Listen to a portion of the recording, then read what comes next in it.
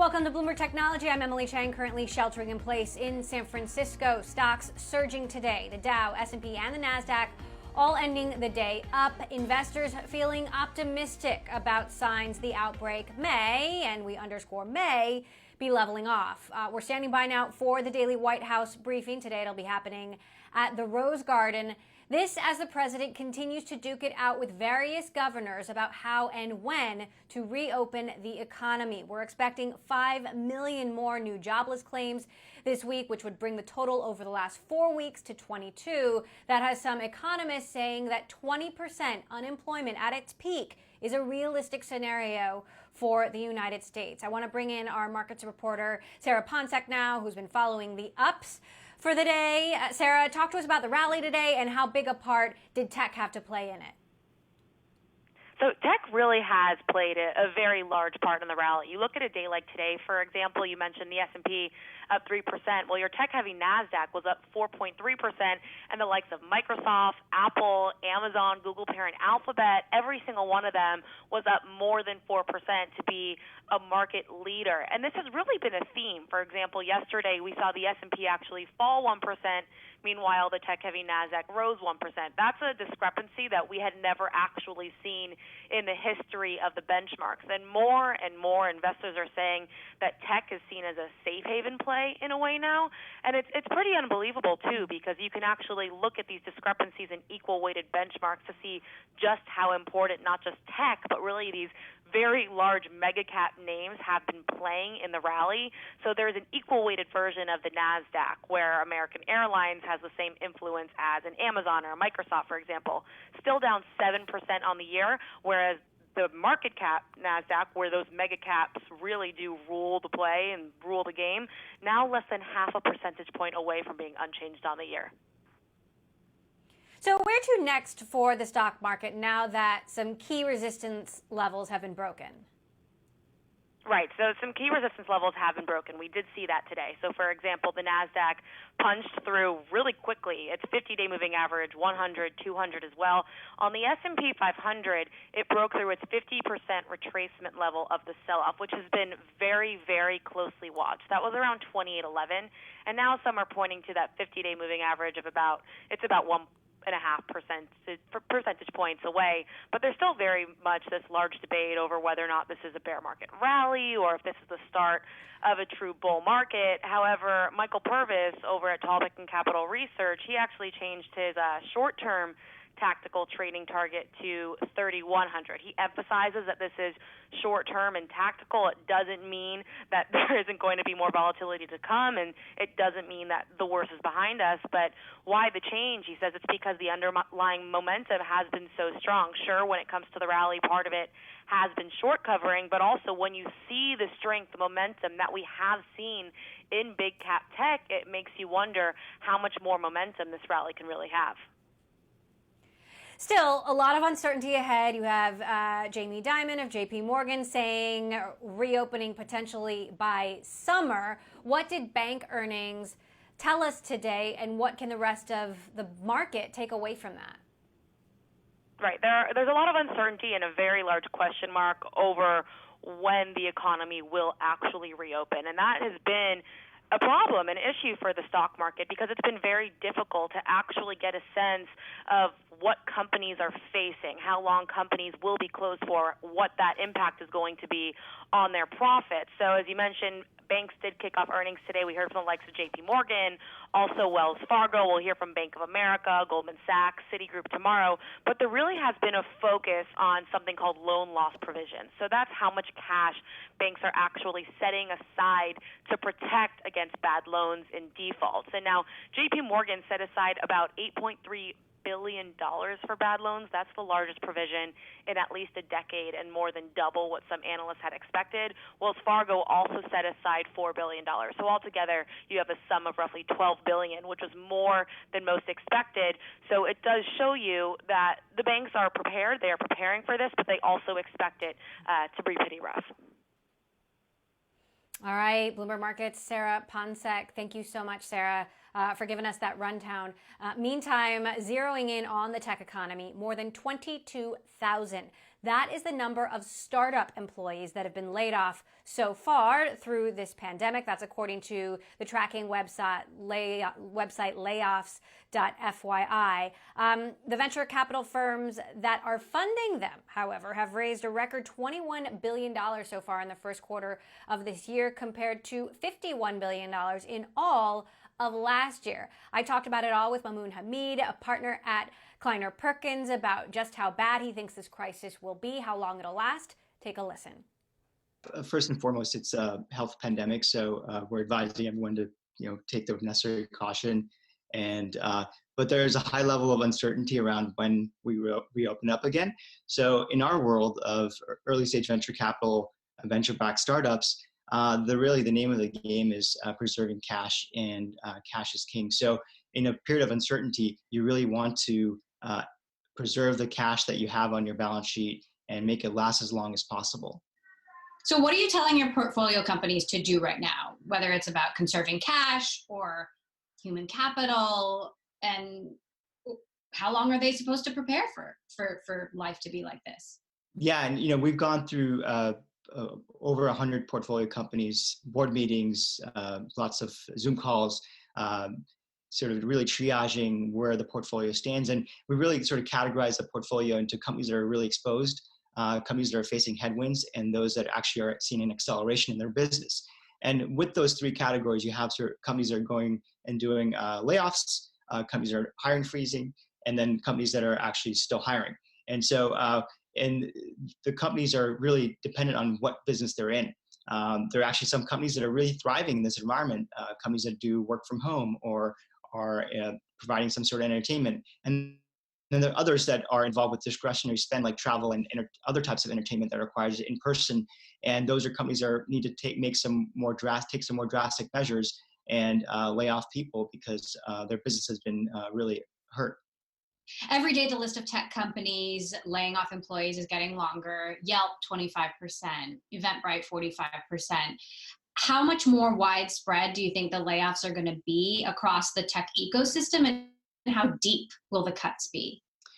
I think we're encouraging our companies to do one layoff if they have to, and do it now as they're able to preserve more of that cash that they have today in the light of just uncertainty. And I expect most of that to happen right now as we speak, now to the next few weeks. And then I think we'll see a lull in layoffs because you don't want to instill sort of death by 1,000 cuts in your companies. It's jarring enough to do one layoff. To do multiple layoffs is not the way to go, and that's definitely not what we're advising our companies. So I expect layoffs to sort of be in the window right now, and then I would say have a break, and depending on how fast we reopen or not, we may see another wave later, maybe this year. But for now, I'd say we're reaching the end of the decision to do layoffs.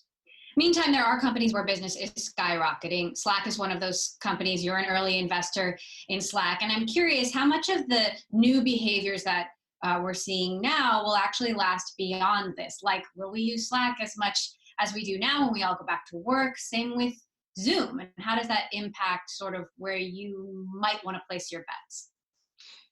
Yeah, I think we've been fortunate beneficiary of work from home, the movement as investors in Slack, and we have other companies like Figma, which is a collaborative design software company that allows people to make designs in the browser collaboratively across the globe in teams. We have a company like Loom that has seen, which is an asynchronous video platform that has seen 10x growth in every single metric in the last month. So really, these are current behaviors that I think it may not be what you do 100% of the time, but maybe what you do 80% of the time.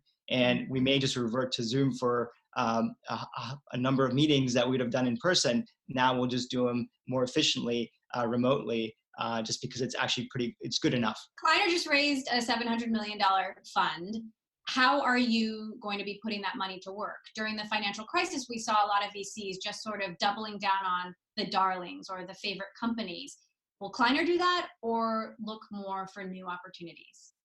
Yeah, our mantra is always be the first call for founders who want to go and build history-making companies. And our intent is to invest in new companies, new founders going after new opportunities And if you just think about 2009, and that era produced Uber and Slack and Airbnb and Square in just a 12-month period, and many more amazing companies. So our really what we're after is finding the Ubers and Slacks in 2020 at the earliest stages.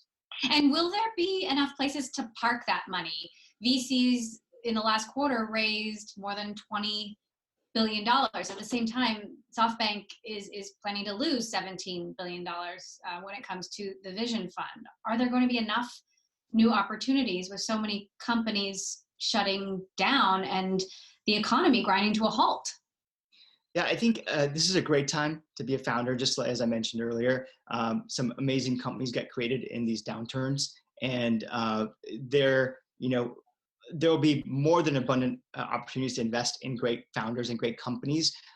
We have seen just a barrage of new investment opportunities come across even in the last few weeks. So I think there's never a bad time to start a technology company, and especially in times like this where the cost of starting something is so low with all the resources that we have at our disposal that didn't exist even a decade ago. You've taken over daily management of Kleiner Perkins from John Doerr, and I'm wondering how the coronavirus has changed that, or if it's changing any of the plans that were already in place. Well, we have moved very quickly to work from home. I think, having the benefit of having a China team, we saw what was going on there. And I think, kudos to our technology team and our operations team that allowed us very rapidly to move from work from home, I would say, at the beginning of March, actually. And so now it's pretty awesome to do all hands weekly on Mondays and do weekly virtual lunches. There's a sense of connection through Slack channels.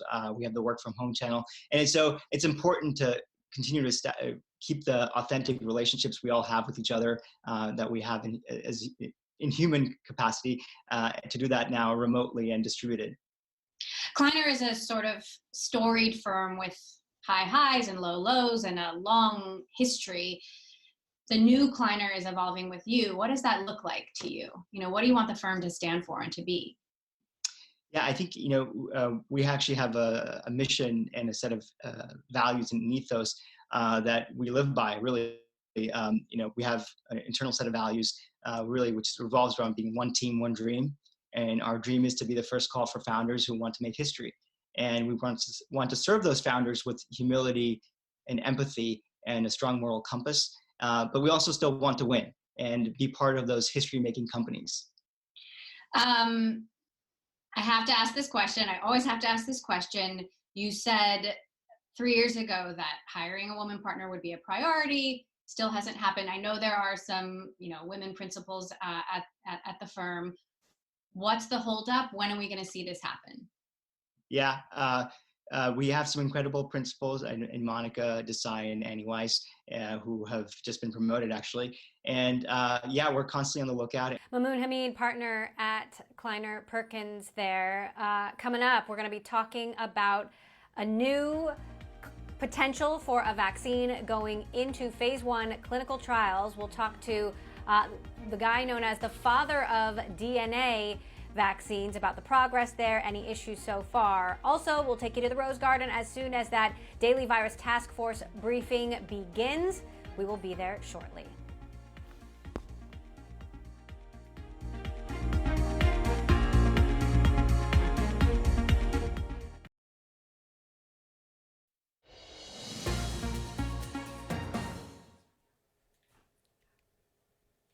The biotech firm Inovio is the second to test its COVID-19 vaccine candidate on humans. Trials started last week. We spoke to Dr. David Weiner about how the trial is going so far. There are no issues, and the recruitment, there are 2 dose groups in this study, a 1 milligram and 2 milligram, and the 1 milligram is being recruited now, and then when that one's done, we'll go to the 2 milligram. So you're known as the father of DNA vaccines. Why do you think the DNA approach is the right approach? So I think the nucleic acid approaches, such as we're using and other groups and some other groups are using, really has significant advantages. For example, it took us about 10 weeks to get into the clinic. with this. We also did a lot of a lot of animal work along the way, and so it has a very reproducible manufacturing. It's temperature stable. It's simple. It's non-live. It's non-replicating. It doesn't spread from one individual to another. So it has an enormous amount of conceptual safety advantages. Also has manufacturing advantages and production advantages. Inovio already produced enough to support not just this trial, but the next set of trials, which will be expanded towards efficacy with their platform. And so there are significant advantages over this kind of approach than the traditional approaches we've used before. Now, Johnson & Johnson just told us today they're on track for a vaccine in early 2020. Without getting too scientific, talk to us about how different vaccine and different vaccine approaches actually compare. How is yours different from them? How is theirs different from Moderna and the one that the National Institutes of Health are working on as well? So there's sort of traditional vaccines have been based on really two technologies, live and non-live approaches. And that's a broad category. And live vaccines are our measles, mumps, and rubella that we've taken. And those grow inside our bodies and produce immune responses from the growing and make immune responses. A recombinant vector is sort of a hybrid, which is more what you're talking about with Janssen's product, which is a product that uses a genetically attenuated piece of virus to be delivered, and that could produce the immune response because it encodes the spike protein.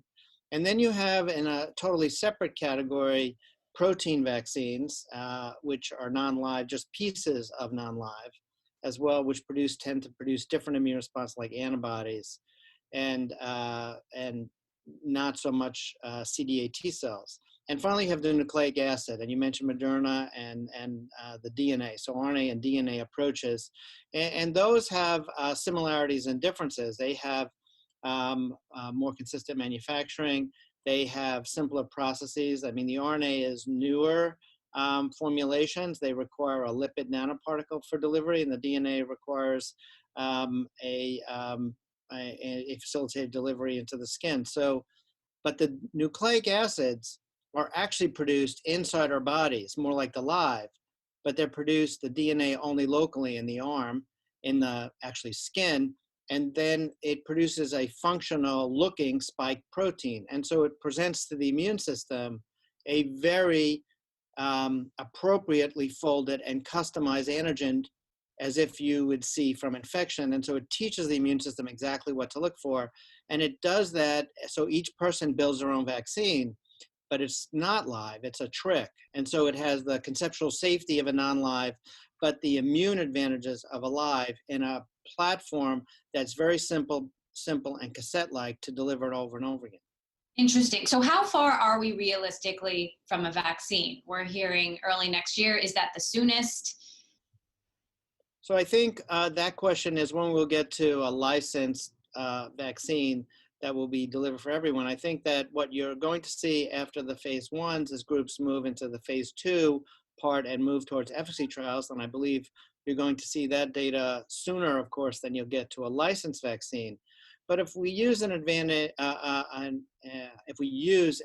example of another vaccine that was developed during an outbreak, the Ebola vaccine that was developed in West Africa, once that got through its small efficacy trial and showed it had some efficacy against infection, it was then deployed rapidly as part of its development towards licensure in important and at-risk populations. And we kind of had an idea then it was somewhat effective, and we now were actually using it as a tool while it was moving towards that licensure. So I think that that's really the situation you're going to see here. I mean, there are other situations people are saying like emergency use. Well, those are important as well, but I think you will see at least the one I just said. So realistically, what's the soonest in the most optimistic scenario? Give me a time frame that we could see a licensed vaccine. So I think you're going to see a licensed vaccine still, like everyone says, in about a year or so. But I think you're going to see these products come along and start to give us indications of their efficacy significantly before that. And those will then be tools that we can use to start protecting our healthcare workers, first-line responders, people that work in environments that make them at higher risk as we develop them. So I think there's an important stage there of how we roll them out towards licensure. How much sooner is that? Well, that could be towards the end of this year. Okay. What is the collaboration like with other scientists? I understand a lot of scientists are working together around the world very quickly, and that is unusual and unprecedented. Well, I think collaboration is a very important part of science, and I think scientists have really been very jumping in to collaborate on this. I think no one has said anything different. I mean, now you're looking at me, I'm at the Wistar Institute. We're part of the Inovio-led team that's built around CEPI funding, and Moderna has the NIH collaboration, and one of the other CEPI programs is a GSK, University of Queensland collaboration.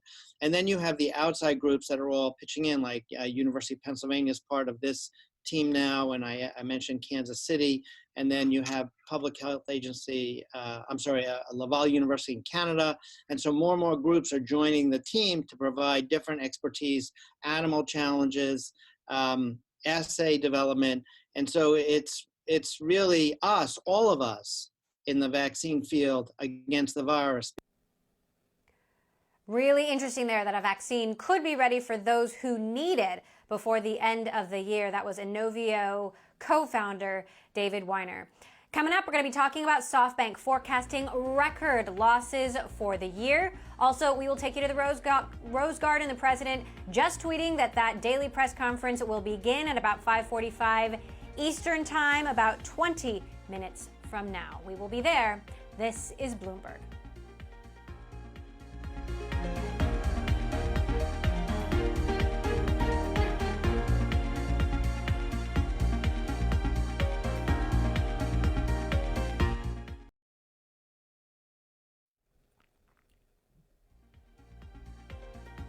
You're looking at a live shot of the Rose Garden. The president just tweeting now that the daily press conference will start about 20 minutes from now, 5:45 p.m. Eastern Time. We'll be looking for some signs from the president about how it's going with governors on negotiations about reopening. Also coming up, we're going to be talking SoftBank, record losses.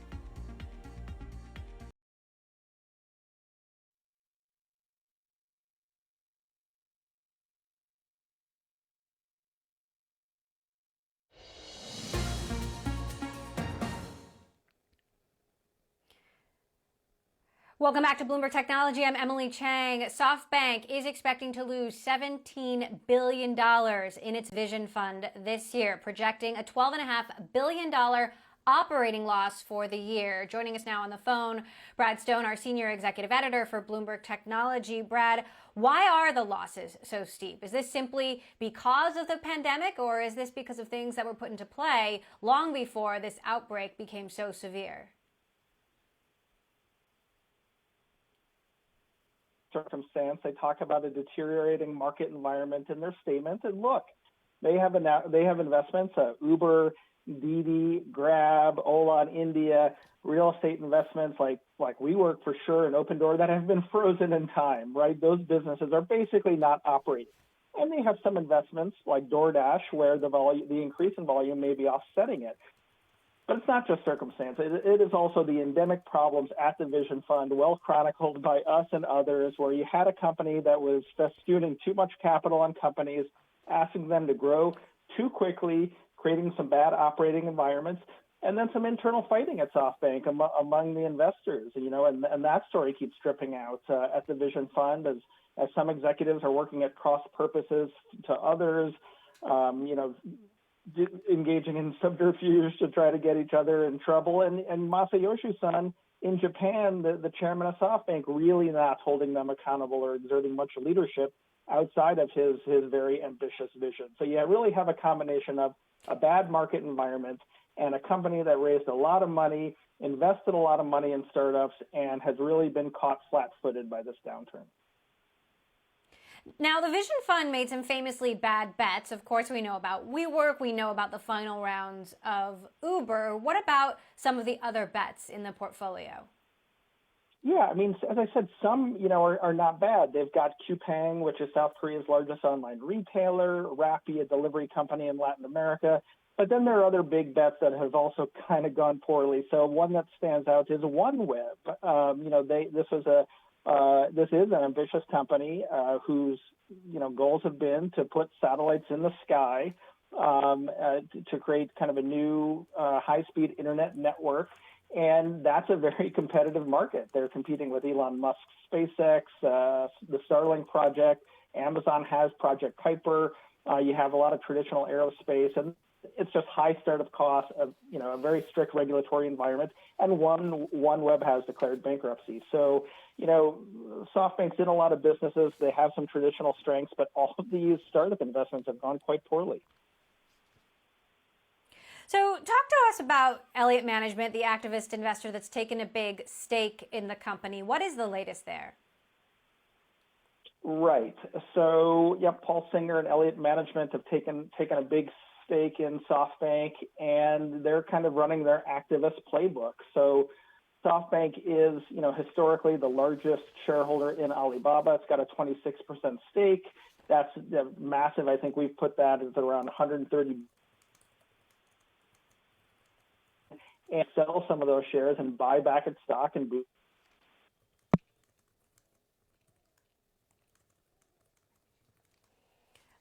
Looks like we lost Brad Stone there. I want to get now to Johnson & Johnson. The CFO was on Bloomberg television earlier. Of course, we know that Johnson & Johnson also has a COVID-19 vaccine candidate. They told us that that's still on track for early next year. Take a listen to our interview with the CFO of Johnson & Johnson, Joseph Wolk, about the outlook. With respect to the vaccine, things continue to progress, as you've heard a couple weeks ago. As early as late January, when we found out the sequence of the coronavirus, we were able to identify a lead candidate with 2 backups. We are now doing clinical research, hope to be first in human by September, which should lead to a readout of the data in late December, with the hopes of producing about a billion vaccines in the early part of next year.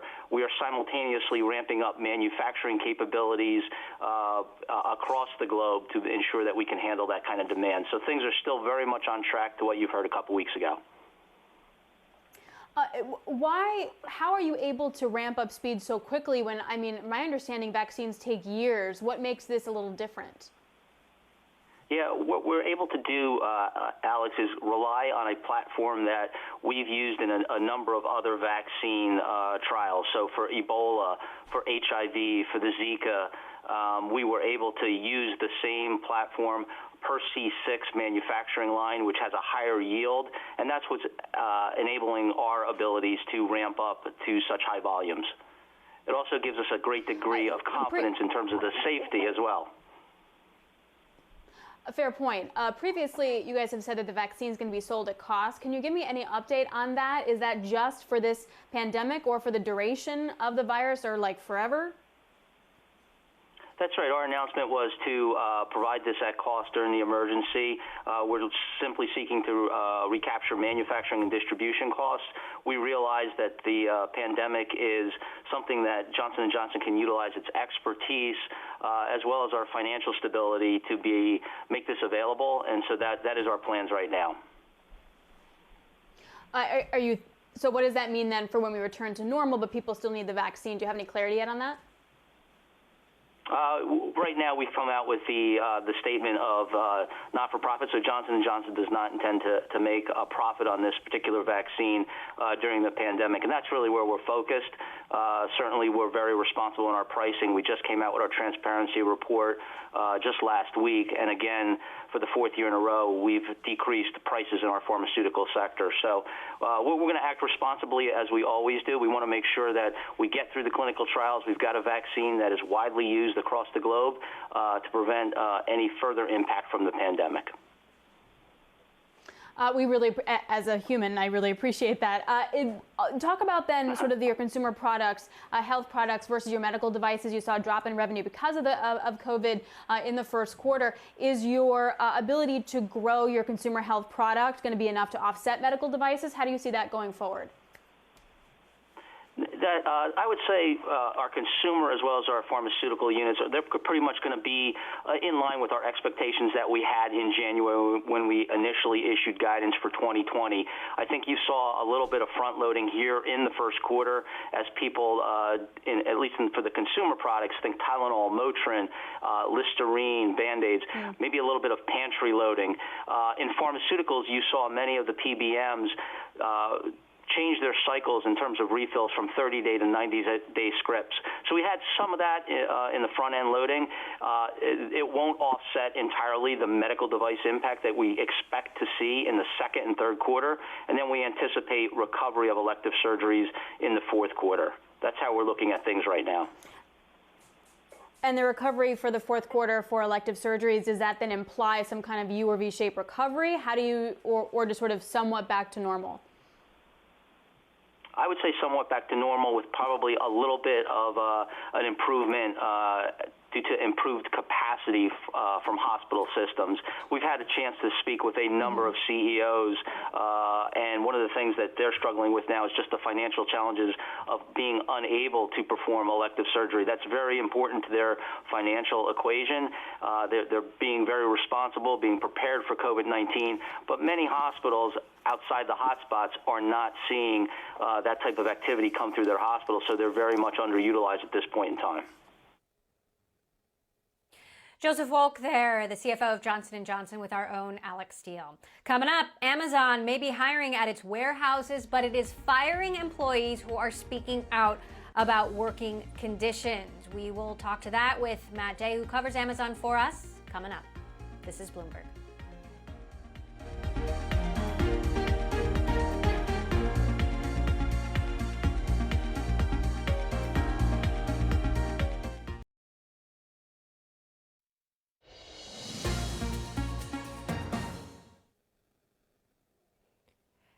Amazon is firing 3 employees who have spoken out about working conditions. I want to bring in Bloomberg's Matt Day now, who covers Amazon for us out of Seattle. So, Matt, 2 different situations here, 3 different employees. All of them have been speaking out about safety and workplace conditions at the company.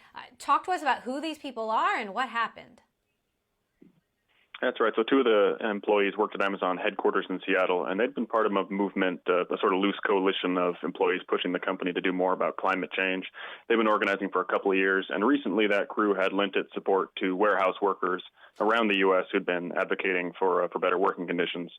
And separately, a worker at a warehouse in Shakopee, Minnesota, was terminated last week. And so all 3 of these folks had been speaking up recently saying, listen, Amazon's not doing enough to protect its people from coronavirus threats inside of its facilities.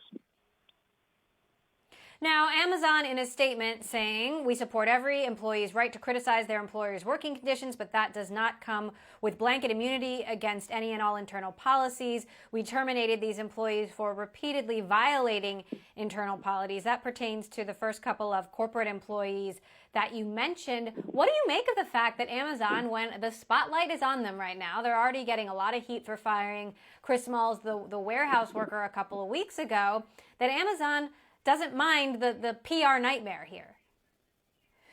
So it's very much in keeping with Jeff Bezos' sort of corporate philosophy. I mean, he's preached long-term thinking and, sort of don't worry about, what you believe to be the right decision. If in cases like this, it means blowback. It really shows Amazon, particularly as they try to fend off organized labor in their warehouses, they're not afraid to take action against folks who have been in the spotlight. Now, in each case, they say, and have said, these workers have been terminated for violating our policies. Folks outside the company tend to raise an eyebrow at that, but this definitely shows that Amazon is not afraid of riding out a couple of bad PR cycles. Now, with respect to the third person, Amazon saying that person was terminated as a result of progressive disciplinary action for inappropriate language. What do you talk to so many different Amazon employees in all different kinds of roles. What is the general feeling at the company? I know that there are many different parts of the company, but are other employees, do they care that this is happening? Do these employees represent a small voice, or, are these feelings more widespread? It's really tough to tell, but I think we have a lot of evidence that it's widespread. Amazon has faced walkouts in multiple states over working conditions in recent weeks. Those kind of things are very rare. They happen, maybe once a year, once every other year. We really rarely see spates of activism like we've seen in the last month at Amazon. And to your point on how widespread it might be among corporate employees, the climate justice group, the employee network, says that more than 1,000 people had signed up for a webinar they were trying to get together to kind of link corporate employees with their colleagues in warehouses. So, both in terms of folks around the country at warehouses and at Seattle headquarters, there seems to be some momentum for talking about these issues inside Amazon among the rank and file. The biggest labor groups have sent a letter to Jeff Bezos about some of these issues. What do we know about where Bezos stands on all of this? We know, based on reports, some of your reporting, that he's been inside some of these meetings where these terminations have been discussed. Where does Jeff Bezos stand? We know that just by the actions of the company, that they're pretty typical modern U.S. company, that they're very anti-organized labor, and they've succeeded in decades of fending off organizing drives and potential organizing drives in their warehouses. We also know from talking to people who've spoken to Amazon executives that they're worried in the long term about both the perception that their warehouses are not good places to work on the one hand, and also the long-term threat that they see of having to bargain across the table. So they take this thing very seriously, and as some of the leaked. All right, Matt, we'll have to leave it there. Bloomberg's Matt Day, thank you so much for that update. I'm sure we'll be back with you soon. Coming up, we're going to be talking about YouTube, trying to ease the burden on parents desperate for new resources to help homeschool their children. We'll talk about that after this quick break. This is Bloomberg.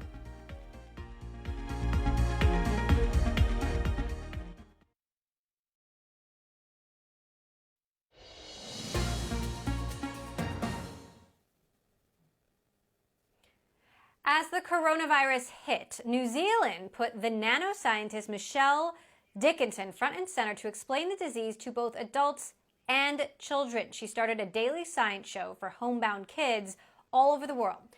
Here's our Ashley Vance in this edition of Hello World. Hi, I'm Ashley Vance, and welcome to my living room. We obviously can't do Hello World like we normally would, so this is the from home version. We thought we'd try to take this challenge as an opportunity to take all our viewers on kind of a trip around the world to see what different inventors and scientists and technologists are up to. The first place we're going to head is to New Zealand. My name is Dr. Michelle Dickinson, and I am a nanotechnologist, having worked in the tech sector for 20 years around the world. And a couple of years ago, I decided to quit my hardware job and move to helping educate kids and parents about science and technology and get more kids involved who might not see themselves as scientists or engineers. We were a company who traveled around the world with our live theatre shows and our school teacher training programs. And then that died, so yay! Thanks, COVID. So this hits and your business has to change. And so what have you done? What have you adapted on the fly?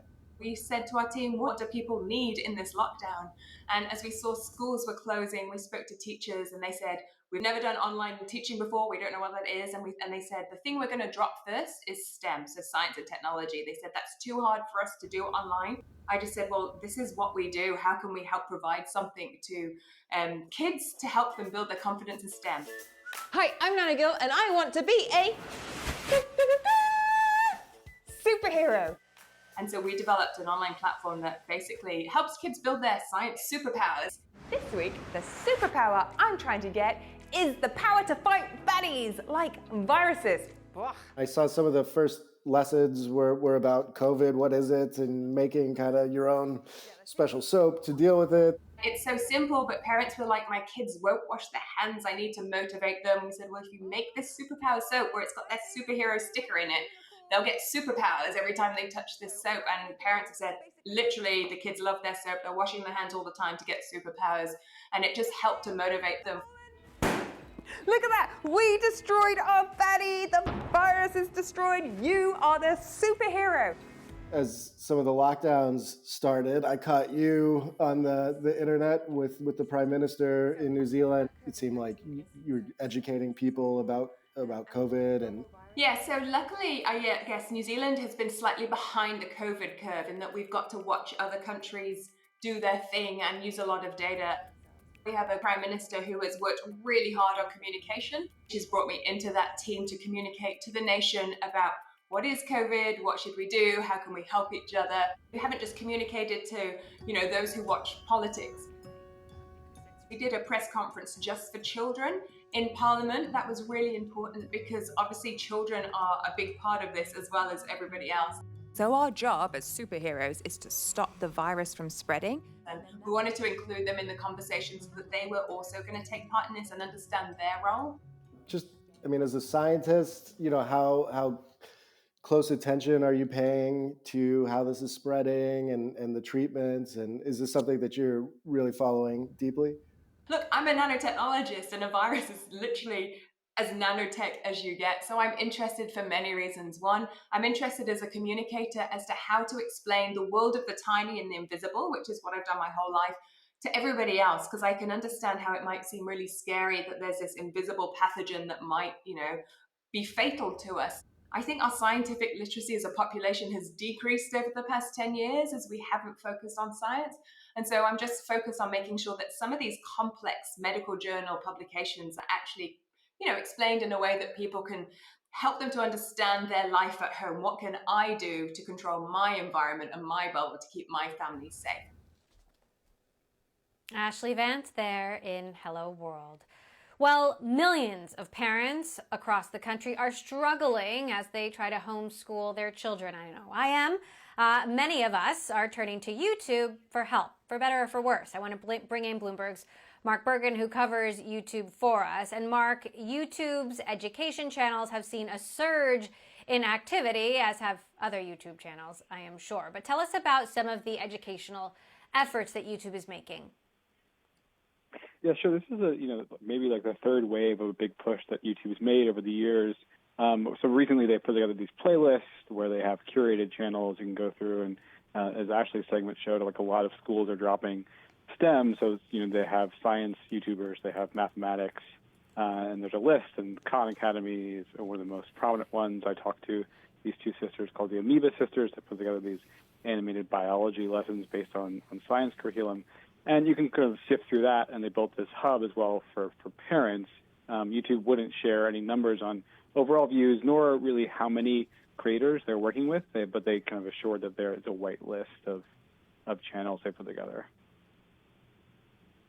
That said, as we all know, when a child goes on YouTube, unless it's YouTube Kids, there is the risk that they are looking at everything else that is on there. How is YouTube handling that in terms of potentially getting this into more classrooms and making it a trusted educational resource? Yeah, so right now, it's not part of the Google Classroom is the company's software they provide to schools.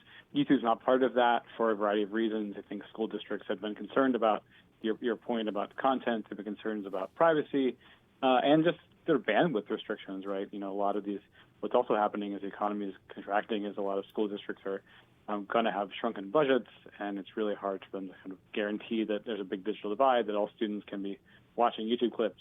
I think that YouTube is most likely using these playlists, and they're sort of learning their trusted education. They call them edutubers, and trying to either build partnerships with school districts in place through Google, or just have a place where they can direct parents and teachers online.